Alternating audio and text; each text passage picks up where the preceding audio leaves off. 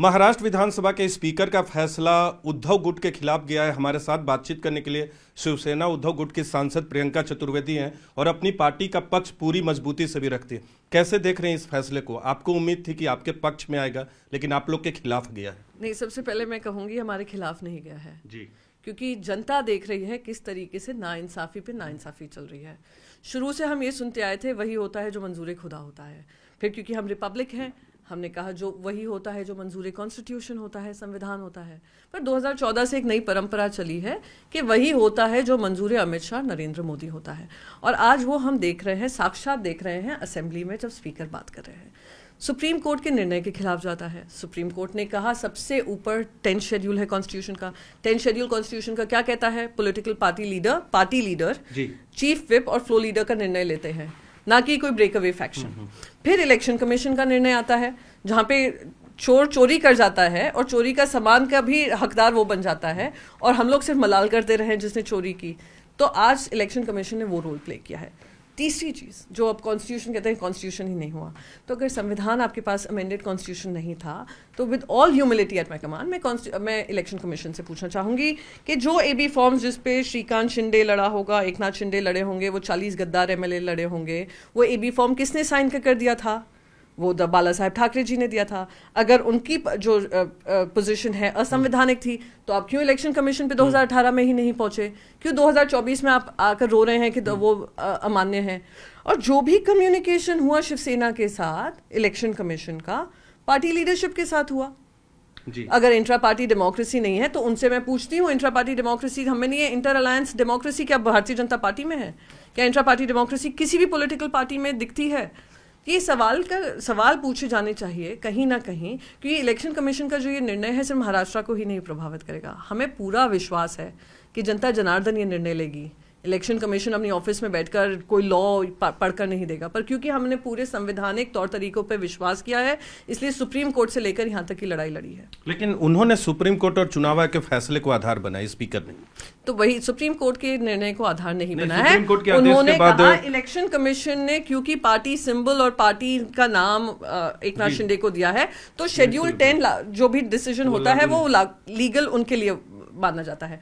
पर जिस ऑर्डर को हमने चैलेंज किया हुआ सुप्रीम कोर्ट में, जो सब जुडिस है, उस आधार को आप कैसे बेसिस बना सकते हैं निर्णय लेने का? तो ये चैलेंज तो हम सुप्रीम कोर्ट में करेंगे। कॉन्स्टिट्यूशन बेंच अपनी लड़ाई लड़ता रहे कि ये कॉन्स्टिट्यूशन बेंच की लड़ाई जो होगी देश की राजनीतिक पार्टियों के साथ होगी और देश की राजनीतिक पार्टियों को ये संदेश जाना जरूरी है कि शेड्यूल 10 ऑफ द कॉन्स्टिट्यूशन मान्यता है, या हम उसको कह दें रेस्ट इन पीस, पार्लियामेंट में आप अमेंडमेंट लाओ और कह दो वही होगा जो मंजूर है नरेंद्र मोदी अमित शाह। आज का जो स्पीकर का फैसला है इसको लेकर आप लोग सुप्रीम कोर्ट में जाएंगे? सुप्रीम कोर्ट में हम ऑलरेडी उनको ये बता चुके हैं कि जिस तरीके से स्पीकर जो एक ट्राइब्यूनल जज की भूमिका निभानी चाहिए थी, अनबायस्ड नॉन पार्टिसन होने चाहिए थे, उनने 2 बार चीफ मिनिस्टर से मिले, वही चीफ मिनिस्टर जिनके ऊपर डिस्क्वालिफिकेशन प्रोसीजर चल रहा है। तो किस तरीके से we can expect unbiased judgement? हम वो उनके संज्ञान में लाए हैं और आने वाले समय में जो भी हमारा शीर्ष नेतृत्व निर्णय लेगा। पर उद्धव जी ने एक बात स्पष्ट कही है, वो लड़ाई हम लड़ते रहेंगे, संविधान की लड़ाई, पर जनता निर्णय लेगी। और आप कोई भी रैंकिंग्स देख लीजिए, पॉपुलैरिटी रैंकिंग्स देख लीजिए, पब्लिक सिंपैथी देख लीजिए, पब्लिक सपोर्ट देख लीजिए, सब उद्धव जी के साथ है। तो it's a matter of time. 2024 में अगर बदलाव का बिगुल बजेगा तो महाराष्ट्र से बजेगा, महाराष्ट्र की जनता बचाएगी और Maharashtra moral compass, constitutional compass और डेमोक्रेटिक कंपस वापस देश में लाएगी। अंतिम सवाल करूंगा मैम, अयोध्या के लिए लगातार तैयारियां चल रही है, 22 जनवरी को कार्यक्रम है। कांग्रेस अध्यक्ष सोनिया गांधी और अधीर रंजन चौधरी को निमंत्रण था लेकिन उन्होंने रिस्पेक्टफुली डिक्लाइन कर दिया है। कैसे देख रहे हैं इस फैसले को और आपकी पार्टी का रुख क्या होगा? सबसे पहले तो मैं कह दूं हमारी पार्टी का रुख बहुत स्पष्ट है। ये हमारे लिए हमारी आस्था का विषय है, हमारे धर्म का विषय है, हमारी राजनीति का विषय नहीं है।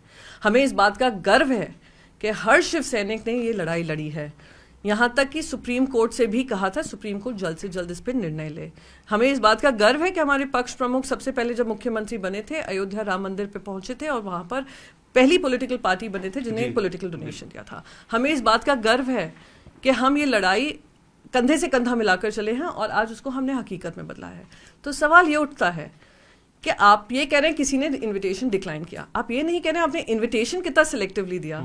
आज शिवसेना को इनविटेशन नहीं मिलना क्या दिखाता है? ये आपकी राजनीति दिखाता है कि आपके लिए आस्था का विषय नहीं है। बीजेपी के लिए राम मंदिर जो खुल रहा है ये आस्था का नहीं है, ये राजनीति का है। 4 शंकराचार्य जी ने मना कर दिया है। क्या हम कहते हैं शंकराचार्य जी हिंदू धर्म में नहीं विश्वास करते हैं? वो शंकराचार्य जो हिंदू धर्म को रास्ता दिखाते हैं, जो सही गलत बताते हैं, उन्होंने भी पोलाइटली डिक्लाइन कर दिया है। तो आज कांग्रेस पार्टी ने कुछ निर्णय लिया होगा, वो कांग्रेस पार्टी का निर्णय है, पर सवाल यही है, भगवान श्री राम की आस्था सभी में बसी है। पुरुषोत्तम मर्यादा श्री राम जो हैं वो हमारे सभी के लिए आस्था का विषय है। वो देश को रास्ता दिखाएंगे, वो राम राज्य का रास्ता दिखाएंगे। पर भारतीय जनता पार्टी की IT सेल ने तो नरेंद्र मोदी जी को भगवान श्री राम से ऊपर बना दिया। कितनों ने उस फोटोज पे आपत्ति जताई थी जहां भगवान श्री राम को रास्ता नरेंद्र मोदी जी दिखा रहे हैं। क्या ये तुम्हारी आस्था को ठेस नहीं पहुंचती है? क्या मेरी आस्था को ठेस नहीं पहुंचती है? जब हमने भगवान श्री राम को छोटे कद में देखूं और नरेंद्र मोदी जी को बड़े कद में देखूं, तो जो मखौल बना रहे हैं, जो माहौल बना रहे हैं, जो राजनीति कर रहे हैं, सवाल उनसे पूछा जाना चाहिए, इनविटेशन क्यों सिलेक्टिवली कुछ लोगों को गए? अंतिम सवाल करूंगा इससे से जुड़ा हुआ। आप कह रहे हैं कि राजनीति के लिए पिक एंड चूज किया जा रहा है, कांग्रेस का अपना फैसला है, निमंत्रण मिले नहीं मिला आप कह रही हैं, और अगर नहीं भी मिला तो क्या आने वाले वक्त में 22 तारीख के बाद खुद आपकी पार्टी के प्रमुख जाएंगे, आपकी पार्टी का डेलीगेशन जाएगा? सबसे पहले भगवान श्री राम का मंदिर देश भर में जहां भी है वो सभी के लिए खुला है, और उद्धव जी ने बिल्कुल क्लियरली कहा है 22 तारीख को नासिक के जो मंदिर है जहां पे खुद बाबा साहेब अम्बेडकर जी ने वहां पे लड़ाई लड़ी है, उस मंदिर में वो पूरी दिन प्रार्थना करेंगे। कि भगवान श्री राम कुछ लोगों के नहीं हैं, भगवान श्री राम सबके हैं। नासिक में उन्होंने अपना वनवास का कुछ समय काटा है, उस नासिक में उद्धव बाला साहेब ठाकरे जी जाएंगे, और हम बिल्कुल, कौन हमें रोक सकता है अयोध्या जाने से? अयोध्या की लड़ाई हमने लड़ी है, हम बिल्कुल जाएंगे, गर्व से जाएंगे और गर्व होकर जाएंगे कि आज हमारा धर्म, हमारे संस्कार, हमारी आस्था ने विजय पाई है, ना कि किसी राजनीति ने। तो 22 को अयोध्या भले न शिवसेना के लोग जाए, लेकिन वहां भी जाएंगे, अयोध्या भी जाएंगे, लेकिन 22 तारीख को उद्धव ठाकरे कहां रहेंगे ये बता दिया प्रियंका चतुर्वेदी ने। लेकिन फैसले की उम्मीद थी, खुद प्रियंका चतुर्वेदी ने कहा कि कोई आश्चर्य नहीं हो रहा है और यह फैसला उसी तरह से जैसा PM मोदी और अमित शाह चाहते हैं। कैमरा पर्सन नसीब सिंह के साथ नीरज कुमार, न्यूज़ 18 इंडिया, दिल्ली।